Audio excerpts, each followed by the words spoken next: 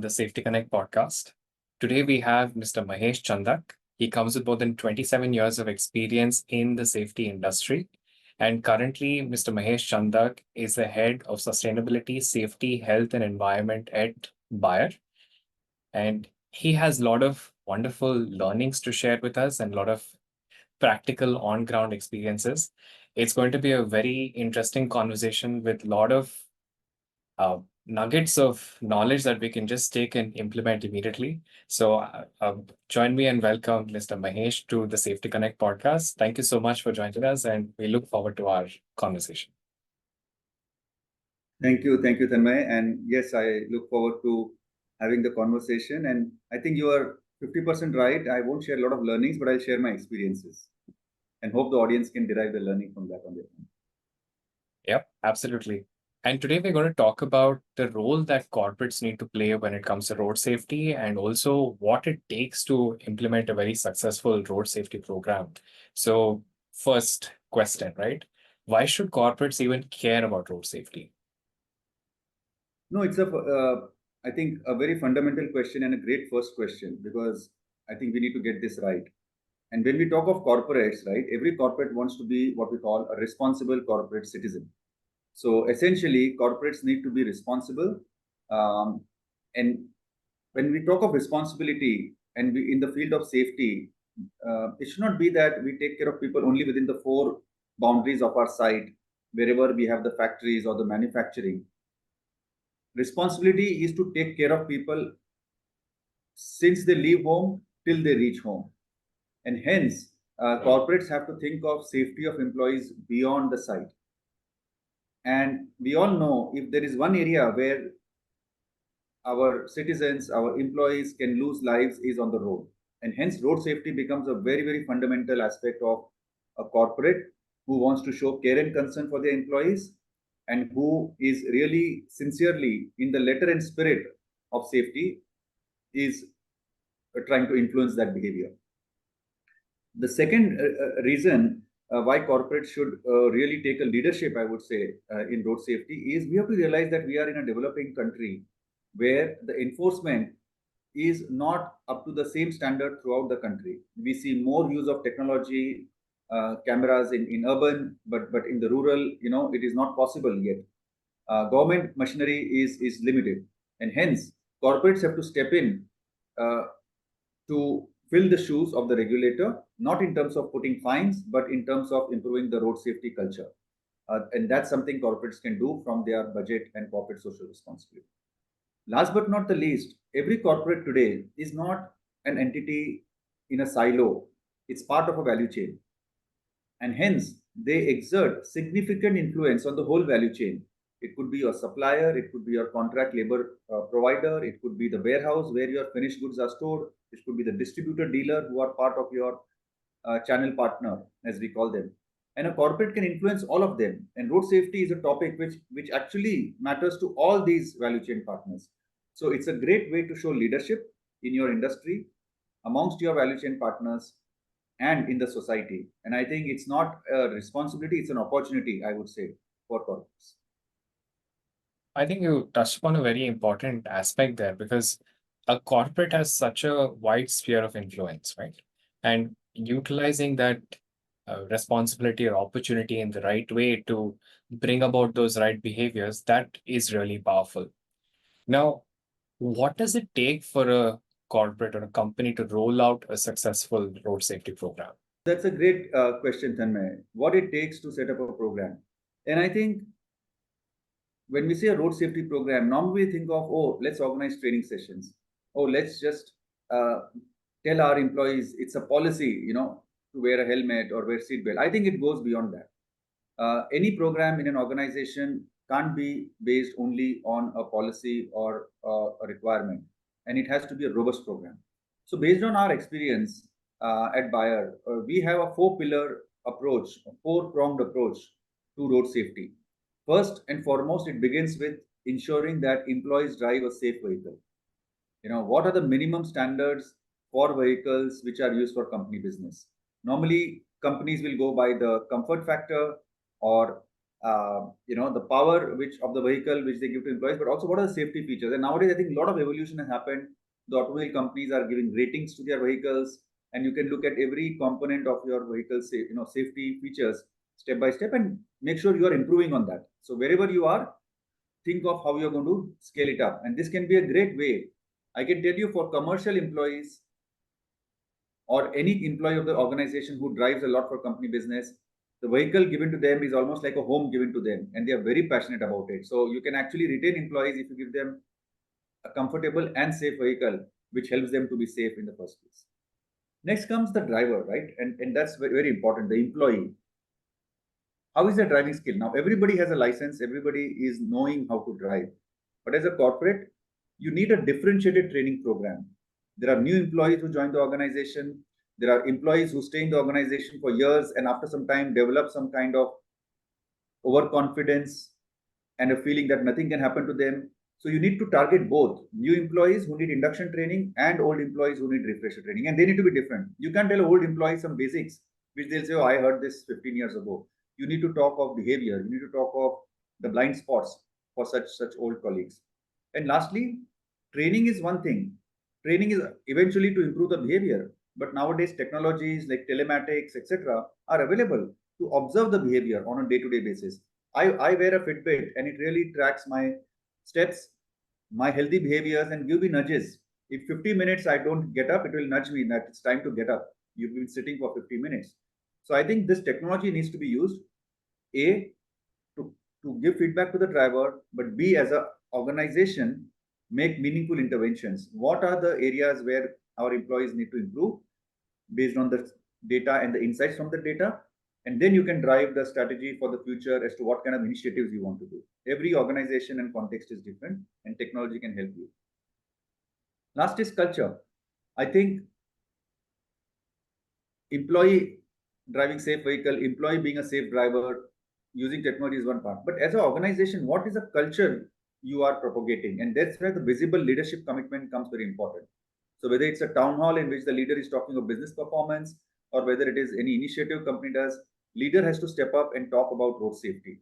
It has to start from the top.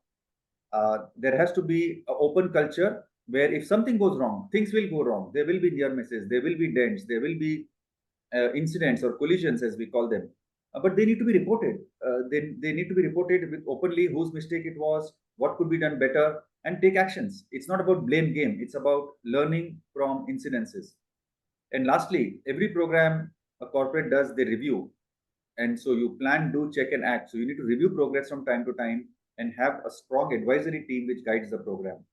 This all three things together will tell the employee that my organization really means it and really believes in this culture. Last is your planning and policies. So we need a proper policy, and whether you allow employee to drive four-wheeler or the type of vehicle or two-wheeler, you need a policy in place. So employees should know what's to do, what not to do. You need to manage the risk. I can't tell an employee to be safe and at the same time tell them that they have to drive on a two-wheeler 200 kilometers one way to reach my customer and come back on the same night. That speech which I'm giving, the training which I'm giving is of no use if I have not planned the risk of the journey. So like I planned the risk of my business, or corporates need to plan the risk of the journeys people take on the road. And last but not the least, we are not operating in silo. We need to learn from each other. Today, I'm sharing some experiences. I also participate in a lot of other such events to learn from other industries what best practices. And I think road safety is one area where we can break silos of competition, collaborate with competition in the same industry, and also collaborate with companies in other industry to learn best practices from them. And I think, Thanmai, you're doing great job in this regard to give a platform for people to share, their practices. Well, thank you for mentioning that, because uh, when we look at road safety, that's a problem which is affecting everybody. There's not a single person whose life has not been affected by a road accident. And there are so many such initiatives that have been taken by companies which have done a lot to move the needle towards ensuring that that particular colleague or that family member has reached home safe, right? And one interesting thing I wanted to share, this is a company that we've been working with for a while, and in a span of 3 years, they've been able to arrive at zero major road accidents. And I just want to share a little bit about what they have done there. And when they started off, they were in the 30s, right? There were 30 plus major road accidents happening every single year. And they wanted, I mean, it was a clear directive from the leadership that, okay, this is not tolerable anymore. We have to cut down our accidents. And then what they did was they implemented the driving safety application. But not just that, right? Once they had very strong policies in place. They had things about night driving, about continuous driving, about ensuring that employees, in case they're traveling on national highways, they go only with public transport or in a four-wheeler. So all of these things were clearly articulated, clearly defined. People were trained about it. And also, before a person started their day, they had to fill in a self-declaration, like a daily driving safety checklist. And once they reached the destination, they had to take a minute or two to analyze their driving safety score. And in case, again, once on the en route, in case they face any issue, they leverage the near miss incident reporting, the SOS capability. And what that really allowed for is for the managers to get visibility into, okay, who is my high risk employee? What is my high risk region? What are those high risk behaviors? And the difference that this company we saw with this company is every single manager, safety manager, along with the operations manager, caught up on a weekly basis to review this data. That is something that really moved the needle towards reducing the number of road accidents. Once they identified these unsafe employees, they did conduct counselings, which was done by the manager itself on a regular basis. And also, they put in place a rewards and recognition program. So the safest employees in that particular region were given a gift, and also their families were included in that. So the families were also aware that their family member is getting a gift. So then it became a matter of pride for them. So this went a long way in ensuring that that company was successful in bringing down the number of road accidents. And this is such amazing uh, experiences, which I feel every company should be aware of and try it out, and then see that yes, we're able to reduce the number of road accidents. Because again, like you were saying, the sphere of influence is there with that company, and they have the opportunity to really bring about that behavior change. Ms. Mahesh, I also wanted to understand, right? Like, do you see any difference in implementing a road safety program versus a workplace safety program? How should companies look at that? What are the challenges and what works in one, what doesn't work in the other? No, I think great question. And sometimes we look at all these challenges, in a silo, and actually the answer lies in something behind that. So I've had the opportunity to work in consulting for 14 years, wherein safety was also part of the consulting along with environment and health, and also then uh, the remaining 13 years was actually executing, in my organization, and that included safety programs. And what I feel is the approach is quite similar. The challenges are very different, but the core approach is similar. And I would like to elaborate that core approach. And yes, then later also talk of some slight nuance, which is very specific to road safety. So, here again, I would like to, share some things as I talk. So when we talk about road safety program, right, what is the objective of the program? When we talk about safety program, what is the objective? I think many times if our objective in life is same, it tells us that we need to follow a similar approach. And I see the objective is quite similar. First is awareness, right? So in safety, whether it is you talk of a chemical plant and there is a process safety risk, or you talk of road and there is a road safety risk. Awareness of different aspects of the risk is first and foremost. Employees may have a license but not be aware of all the risks on the road, like what's a blind spot, or what is the relation between the speed of my vehicle and the reaction time to brake. Those are technical aspects. Second is the company requirements. What are the programs and rules? You mentioned about some rules by a progressive corporate. We also have the rules, but the challenge is they can't be just in the document. They need to be told to people, they need to be explained to people, they need to be reinforced to people. So rules and requirements, policies, people need to be aware, and hence what I mentioned in my earlier slide, the differentiated training programs help to do that. Now, We tick the box on training, like many corporates like to do. Oh, I finished my training. But it is of no use unless eventually it results in those trainings getting into people's behavior and them taking ownership of that message. And road safety is one area where I would say what's different is other safety programs are for workers who operate within the four walls of your site, and you can observe them. You can have CCTV cameras, you can have supervisors, you can have checks and balances, interlocks, so that they remain safe. Road safety essentially is a program where employees come into picture after they leave your factory gate. And so you can't observe them. Yes, telematics, you can observe behavior to some extent. Nowadays, you get cameras. We will talk about it a little bit later. But end of the day, not everybody can, it's not for everybody yet. And hence, ownership, it's like integrity. How I behave when nobody is watching. Integrity and ethics. That's what ownership we need in road safety, that I will practice and model safe behavior, whether I'm driving four-wheeler or two-wheeler, whether I'm sitting behind, I will still wear my seat belt, whether I'm going to run some errands at home at night and there are no traffic cops, but still, if I go on two-wheeler, I will wear my helmet, even if I'm driving just a kilometer. That ownership employees have to show. And lastly, it is about accountability. There will be new employees always who don't know. There will be seniors who know the rules, who can coach the new employees. There will be leaders who induct new members in their team. So any team needs to reach a stage where they hold each other accountable to practice safe behavior. And I think I'll give some examples here. It's like me and my colleague, or forget me because I'm safety person. If two colleagues are driving, each one tells each other, please wear the seatbelt before we start the car. That's accountability they take of each other. You don't need to be a leader to take accountability. Safety makes you a leader. Accountability is when you see that a particular road has an issue with anything, you report to the authorities. Accountability is if you see somebody is injured, you go and be a good Samaritan and help them and take your duties. So we actually reward called actively caring award, people who go out of their way to help people in the community when they see an accident, to build accountability. We reward road safety champions who go out of the way and build culture in their teams. We reward employees who have the highest safety, no, traveling distance, but do it in the most safe way with least telematics interventions that we see. So accountability can be built in, ownership can be built in, but you need to take effort. And this approach is common whether it's a safety program or road safety program.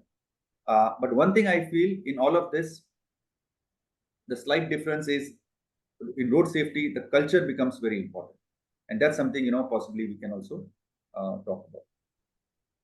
Yeah, I think this would be a really good segue to talk a little bit about that, right? Like, how do we go about establishing that strong culture? Because invariably, what we notice is when we come to crowded cities, right, metropolitan areas, and so on and so forth, everybody is just only about me, myself, and I, right? It's just that we stop thinking about, okay, should we look at helping the other person?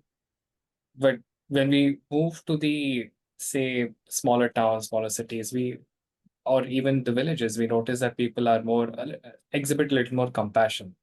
And somewhere along the line, we lose that, right? When we come to the hustle and bustle of a city. So yeah, would love to know like what's worked for you in strengthening that culture and ensuring that we're really true to ourselves and also compassionate and caring with the people around us. No, I am really a strong proponent of culture, be it safety or specifically in road safety. Over the years I have operated, and I think that's one of the reason in my organization. And you mentioned a corporate who could make big improvements in 3 years. Now we took much longer. We ran a program for now. We are running it for almost 15 years. We have reduced our, I mean, fatalities are touch wood not there, but when it comes to injuries, we have also tracking those and collisions without injuries, and we have brought it down by almost 90% over the period. And this couldn't be possible only with strong policy or very good training programs or very good use of technology, unless the culture was not there. And what I mean by culture, I'll give an example. I always like to go and stand and participate in send-off parties which are done for employees, and everybody's talking, good about the employee, and then the employee speaks. I feel very, very good when amongst all the things that that employee who's leaving could have talked of, they talk of culture. They talk of road safety culture, and that's one thing they say. Many of them say that that's one thing they really improved while being in this organization, and I really feel good about it. Then I realize, okay, my training programs are making an impact. I'll give an example. One employee who spent almost 15 years with the organization was leaving, and they said they still remember the day when they interviewed with buyer, and they were not even in the company, and they were going to come to office for interview. The HR business partner, the talent acquisition person, called them and said, "Make sure you come in a vehicle with seat belt and you wear them. That's our culture." Now, I think it starts there, where every employee owns safety, and whatever they do, whether it's HR, leader, operations, they influence people around them, and the rest follows. Culture is also when leaders take tough decision that, okay, no, an employee won't drive more than 300 kilometers a day. If they need to stay in a hotel where they have gone for work, so be it. I will not put my employee to risk to drive two-wheeler on a highway or to drive at night. So culture is more, going beyond compliance. So what we do going beyond compliance is where the culture starts. And I think telematics has also helped us improve culture, because we don't use telematics to penalize people. Oh, you're doing this wrong. We tell them, use it like your own Fitbit. Use it to track your driving behavior. Use it to track your driving score and improve. And I think, yes, it's a bit of carrot and stick, but it's more of the carrot. And lastly, culture is something where at our sites, many sites you'll see there is a board at the entrance when you enter. Safety begins here. So they want you to be safe once they are in the factory. We make sure that at our sites, when people leave the site, we say safety doesn't end here. Because unless you reach home safely, drive safely, it's not done yet. So involving families, involving children, whether it is poster competition, etc., is many things we do. We actually celebrate a day in the year called Health and Safety Day, in which it's not about training, it's not about messages, it's about show your commitment to safety, celebrate safety, a lot of rewards and it. So I think culture goes a long way in a country like India, where enforcement is not that strong. We really have to go more culture route. And I think once the culture is there, it is self-propagating. It goes from employee to team, even without the leader and safety manager being involved. So I'm strong proponent, and these are some of the things that we have used to improve culture in road safety. So, Mahesh, with the Gen Z coming into the workforce, millennials having already been there, do you see different things working for these different sets of people depending on the age groups?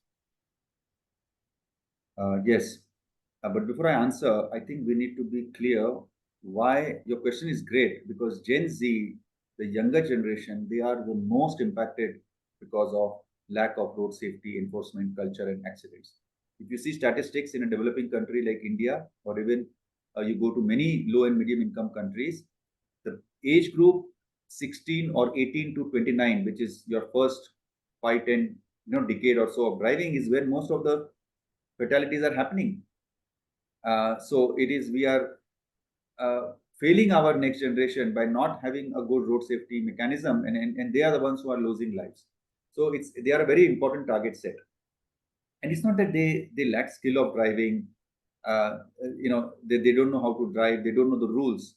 There is a approach of distraction.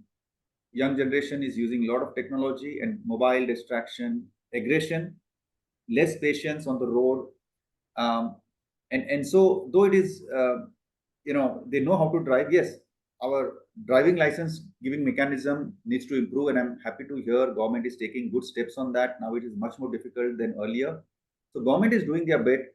But I think when it comes to new employees, as a corporate, now coming to the specific point, what we need to change.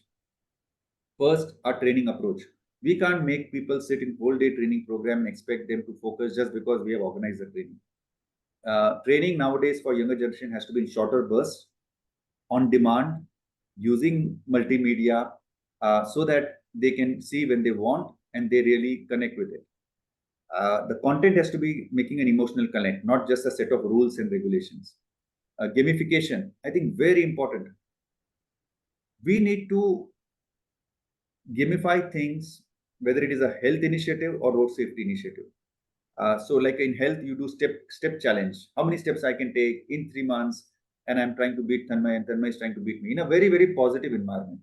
In road safety, can we use telematics to give points? So instead of penalizing, we are giving you points, and we award monthly winners or weekly winners or whatever, fortnightly winners. So gamification is very important. Uh, Gamification can be competition amongst people, or also how much I'm improving myself based on certain way of tracking. Um, I think the emotional bit is very important, so that they get the message. Many times, younger generation feels company does it because it's a legal requirement. What we did was we have a large contractual force who drive two-wheelers for company business. They are on contract, but when we send them the salary, earlier we used to send the check. Every check, monthly check, would be accompanied by a road safety message at homes. It goes in the envelope, same envelope as a check, just the size of the check, no bigger than that. But when they get the check, which is very important for them, they also get a message that we care for you. Please continue to drive safe. If you take urban younger population, I think we have to use social media a lot more. Why can't we make innovative reels, catchy reels, which go viral on Instagram? We do have certain popular actors who are talking of road safety, but I think the opportunity is much, much more. How can young influencers, because an actor, a very famous actor who's superstar is one thing, but nowadays younger generation connects a lot with social media influencers. Why can't they use social media to talk of road safety? I think Ministry of Road Transport is doing good job. If you see their social media handle, I encourage all the listeners to follow Morth Twitter handle. They do issue good messages. Many local police, traffic police are issuing very innovative messages on road safety. I think they don't get enough followers, and their messages are very innovative. And lastly, I think when we talk of younger generation, the mother and parent always says, "Beta safe rehna," be safe. They hear it all the time, and I think they take it for granted. Somewhere we have to equate driving safely to driving smartly. To being safe is actually being smart, and no youngster can say I don't want to be smart. So somehow we have to say that driving smart doesn't mean that you cut across the lanes and you zoom your motorcycle, or you drive opposite direction, or you do wheelie, or you do all those things, crazy things. Driving smart means leave early, drive defensively, reach safely and smartly, and no risk, and enjoy your ride. So I think little bit we have to take it there, in terms of approach towards younger generation, where again there are many factors going beyond just do this because I'm telling you to do this.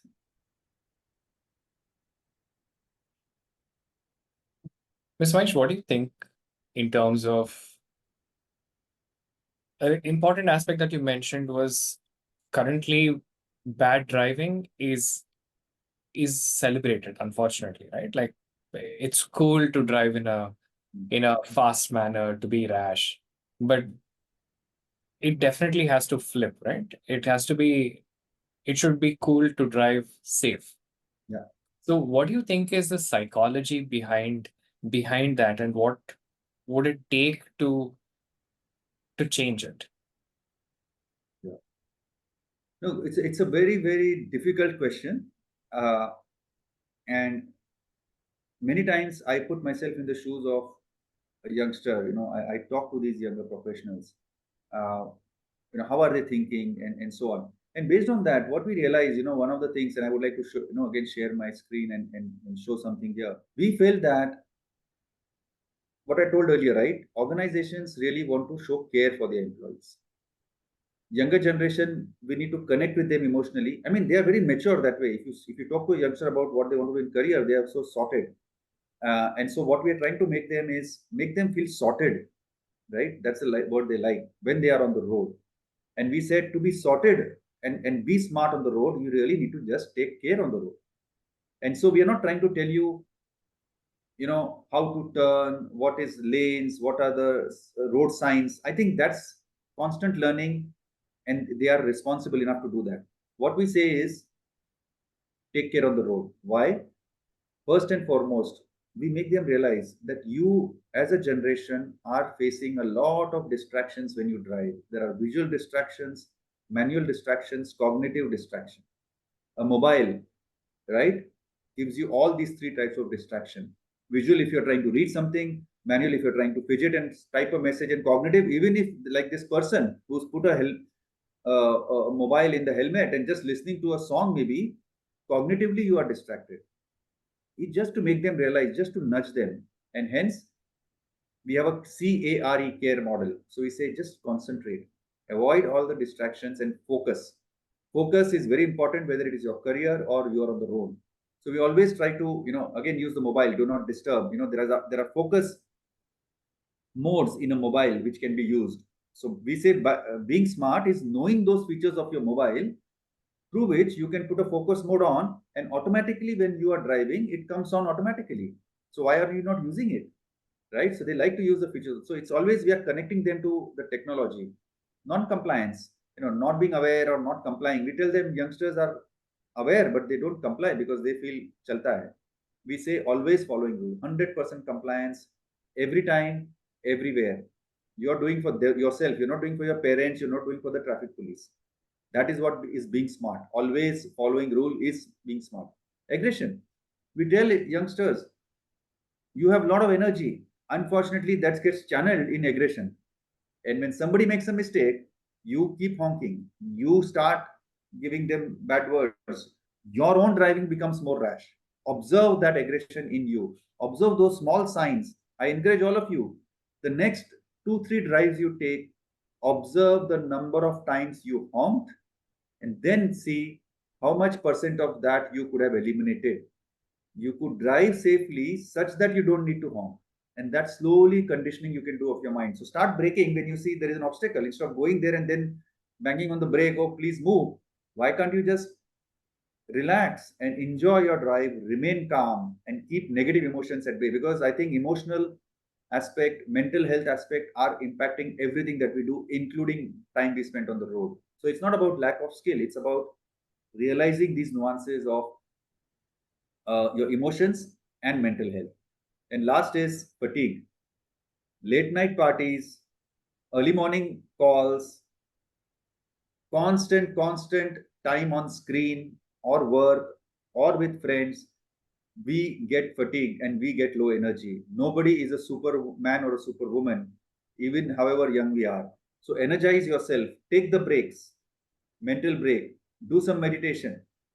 Always keep your energy levels high. If you are tired, don't drive. If you have had a drink, don't drive. If you are fatigued, don't drive. I think it's about being smart, knowing what's your energy level. Like you always know what's the energy level of your battery, right? Even without looking, my battery is already 50% of my mobile. We keep track of our mobile energy, but not our own energy. So we need to take care this way. And this way, I think youngsters really like, in our experience, such way of messaging, and they really come back with very practical thoughts, challenges that they face to remain safe on the road. And that's, been our approach with youngsters. Sorry, I took more time, but I think if most of our lives lost on the road are youngsters, we need to really know how to move the needle when it comes to road safety for them. Absolutely. And the aspect that you mentioned about how people need to relax, be calm on the road is very, very important. And also the aspect you touched upon was meditation, right? And from my personal experience also, I've been meditating since a couple of years. And once I did start doing that, I got so much more calmer. And then now I don't uh, have any anger while I'm driving on the road. I'm more calm. And that really goes a long way in ensuring one's safety on the road. And it also allows you to take a step back and respond to a situation as opposed to react to a situation. And I think that is so important on the road because nothing good comes out of Wonderful. getting into a confrontation with a person. It's You just know, yeah, I really like your what you said. Respond versus react, and the defensive driving, right? Driving smart on the road gives you those 2 extra seconds to respond, and that's the difference between a collision and uh, getting safe from the collision. You get those few extra seconds because your mind is clear. You can sense the danger more easily. You're doing the 360 scanning. Oh, there is a fellow behind me who's really behind me. I need to give way to that truck. Oh, I see a old guy gawking, or I see that cow. It can actually just come in my way very easily, or a cat, or a dog. etc., etc. So just that mindfulness, I think the road is the best platform for us to show positive impact of mindfulness. Absolutely. Absolutely. So, Ms. Mahesh, now a lot of safety professionals would have heard this conversation, and they may not have like a very strong safety culture in the organization, or they may not have too many initiatives already in place. So, how should they get started with this? And how do they also approach the management to get their buy-in for these initiatives? Yeah, no, very good question, and I think the podcast is I'm hoping a lot of the listeners are HSC professional, and we all want to improve our effectiveness in what we do. So essentially, I have three suggestions for a safety professional. One, when you are talking to any employee, your colleague for whom you are delivering a safety program, whether it's a road safety program, make sure you're appealing to the heart and not just to the mind. I think that summarizes everything. Whatever you do, just see, are you just telling them a bunch of knowledge things which appeal to the mind, or are you also trying to influence their behavior by influencing their emotions and improving their culture, and you're appealing to their heart? Once their heart is aligned and mind is aligned, they are your ambassadors. Second, as a HSC professional, we never, or most often, we don't have authority. We have authority to stop work if we see something unsafe, but overusing your authority makes you a policeman, and which actually distances you from rest of your colleagues and leaders. And hence, learn to influence without authority. So don't use the authority card. Use other techniques to influence. That will help you a lot with your leaders. Third, pride. Copy with pride, I would say. Look outside. There are solutions out there. Don't just be inward focused. Yes, your challenges are internal to the company, but solutions are outside the company. Look out and copy with pride. Make connects in the industry, and share. You also share and others. I think these three things I would suggest will help us overcome some of these societal challenges, like road safety. What about for this gentleman who is a safety professional? How should he approach the conversation with the management, right? How does he ensure that it is resonating with them? So, good question. I think today's leaders and managers have less and less time, and you need to be appreciative of that.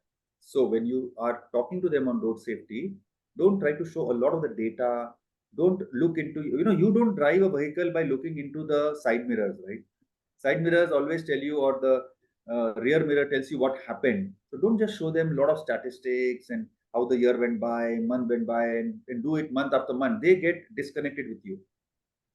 You drive vehicle by looking into the windscreen, what's happening or what's going to happen, what should be done to avoid an injury in future. So being more predictive, being more preventive. When you talk to leaders, focus on the one action they can take, and that action can be just the flavor of that month.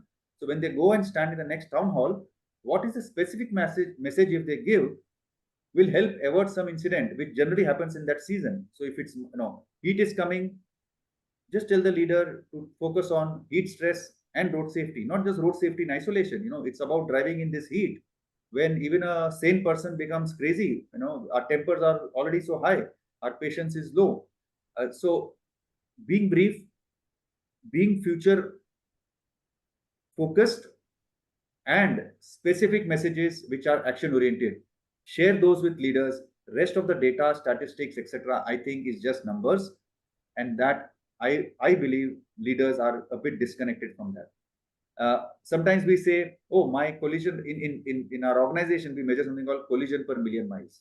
Now, if I tell that number, oh, we improved from 5.5 to 4.4, I mean, it is nothing. But if I tell my leader, last month, 3 employees underwent a collision, or in the whole year, 30 employees had a collision, but luckily there was no injury because they were low severity, and it did not, and they were wearing the seat belt, and nothing happened. How we deliver the message is very important. And sometimes we get married to statistics and we rattle these numbers and they make no sense. So again, appealing to the heart, even of the leader, is very important, and not just to the mind. And Ms. Mahesh, no conversation today is complete without us talking about AI and Gen AI, right? So, what are your thoughts on AI, Gen AI in the driving safety space, and how can companies leverage that, and what do you think the future is looking like? Yeah, I think Thanmai, you should answer this question of what's coming. You are in the technology sphere, but I'll just share my experience again, right? That's what I said in the beginning of this podcast. And I think that the last 27 years I've worked has been a transformation when it comes to technology.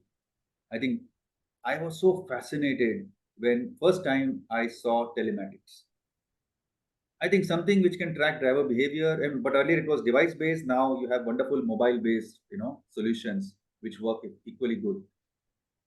So telematics to give feedback, helping us being what I said, predictive and preventive, I think is amazing, and we couldn't do without that technology. I think nowadays you have even trainings. Earlier we had only a trainer come in and take people to the vehicle and do training. Now we use virtual reality, we use augmented reality. We have these goggles and we experience some training. I'm not saying it is 100% effective on its own, but it's a good additional tool which we can use. Dash cams, and I've seen them become more and more sophisticated, and I follow some Twitter handles where they are somehow able to get these feeds from different dash cams and tell you a nice message. And we use a lot with the youngsters, and that really makes a big difference because they can see something happening, and then there is a message why how that could be prevented. So technology again can help us there a lot. And I'm sure in future these dash cams won't be just to record the video, but also analyze the video real time and somehow give an alarm to the driver that something impending danger is there. So I'm hoping some kind of analysis of the video feed real time is something which is possible. And I think one thing I also hope when it comes to technology which can happen right now, we have some technologies which can track exterior what is happening, the vehicle key statistics on speed, etc. What about the person, the driver? They are vitals. So if it can be connected somehow, so my heart rate is getting measured, how much energy levels I have, what's my level of drowsiness, what's my level of distraction. I mean, I don't know how this can be tracked through technology, but I'm sure there are some ways. I mean, I see these solutions in a disjointed world, but can these tracking of interiors of the inside of a driver and these exterior parameters be combined to give insight that, oh, how safe is this drive and what can be done about it real time? I think so that I can analyze my drives as a whole ecosystem of me as a driver, the road conditions, and my the way I drove together, and I improve next time. And I think last but not the least, I think we are all going towards a driverless car in future, where the really the that will end the need for this kind of webinar, right? Because the technology will take care of driving, and hopefully we remain safe in that world. But I don't think I can predict what can happen in short, but I have a lot of hope that technology will show the way. And if we as professionals can use AI into our decision making, we can be effective in improving our programs. So it's not about AI replacing us, it's about, I think, AI helping us deliver more effective programs, and we eliminate certain risks because of technology, and we manage other risks better because of technology. So I think you've covered most of I mean everything that AI and Gen AI can do towards road safety. And of course, companies like Tesla are making strides when it comes to self-driving vehicles. And even in the US now, you have a lot of uh, cab companies which you don't even have a person behind the wheel, right? It's completely autonomous. But at least it appears autonomous. I've heard some reports where it talks about how there are people in different parts of the world who are actually manning those vehicles in case there are certain situations, right? So there is certainly like a high degree of autonomy there, but again, there is some ground to cover till it's completely autonomous without requiring any manual interventions. And which also means that like infrastructure needs to be designed in a certain way, cars need to be designed in a certain way. People need to also be trained on how to deal or interact with these autonomous vehicles, right? There's a whole ecosystem that needs to stem from that. And because of what's happening in the self-driving space, that we're also seeing that in the ADAS system, right? And the automated driver assistance systems, which of course is such a blessing if you can preempt an accident and then alert the driver before that and ensure that they're able to avoid that. That's very powerful.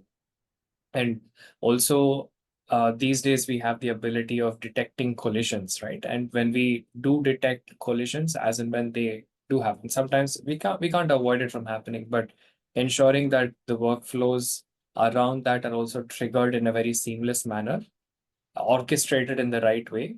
That also, I think, does a lot towards ensuring that the person gets help as fast as possible. And also now when we talk about telematics devices and all of that, there too there is a significant scope for AI and Gen AI also, because now what happens is when we understand that yes, so and so person is behaving like this or driving like this is the behavior attribute which is most prevalent for them. Using AI, we can also come up with custom learning plans for that particular person, Yes. right? In addition to that, what you mentioned about was how there are so many different data sources right now. We're getting some input from, say, like a wearable, something from the vehicle, and with AI, the ability to crunch all of that, arrive at meaningful insights has just gone up multifold. So, which means that these systems need to start talking to one another, and which will happen. It's just a matter of time, and then we'll be able to predict who could meet with an accident and then prevent that from ever happening. So yeah, I think it's very fascinating, and uh, I think also safety professionals, in addition to starting to spend some time and devote towards understanding AI better, understanding Gen AI better, seeing what is happening globally, they should also kind of look at using things like your chat GPT in your day-to-day life, because it's such a productivity boost in every sphere of life. So yeah, I'm very excited about what Gen AI and AI has, and I don't think any jobs are going to be lost. I just think we're going to become better humans because of this. Just as a quick admission here, a disclaimer here. So, when we came up with the model for our road safety program or the take care model, I actually ran it through ChatGPT also to Okay. see if ChatGPT gives me a better answer. So I did validate that, okay, we are on the right track, because today's ChatGPT AI is not telling us something which we don't know, but I'm sure in future it will. And also I was just thinking, so I have an Apple Watch, I have an iPhone, and there is a CarPlay, right? Which is, so actually I'm connecting everything, and mobile is connecting my Apple Watch to the mobile, and mobile is connecting to the car. And if all these three things talk more in future, hopefully it will keep me safe and not distract like today. Yes. So, Ms. Mahesh, what's the message you want to leave people with? Yeah. So I think we talked a lot on road safety, and I am a very, very optimistic, person. And we sometimes feel, oh, the number of injuries on the road are not going down, fatalities are not going down. But as a society, right, it's a societal problem, and we solved one such problem, which is Swachh Bharat. We have kept our roads clean, we have kept our public places clean much, much before than just last 10 years. From 2014 really it started, and we can see the difference. I see the difference in where I am, and what was a problem of decades is gone in one less than a decade. I think road safety is also a problem, which is a problem of many decades, but it can go away in this next decade, in if we all decide that we will do what it takes. A, I will not throw garbage on the road. B, I will not let others throw garbage on the road. And C, I will help in creating solutions that we reduce garbage in the first place by recycling, reusing, and refurbishing. And I think that same approach, what we have all been successful in Swachh Bharat, if we can follow in road safety, it's a societal problem and we can solve it. We are all in it together. That's my findings. Oh, that's such a powerful message. And thank you so much for taking the time and sharing with us. Thank you. Thank you. Pleasure.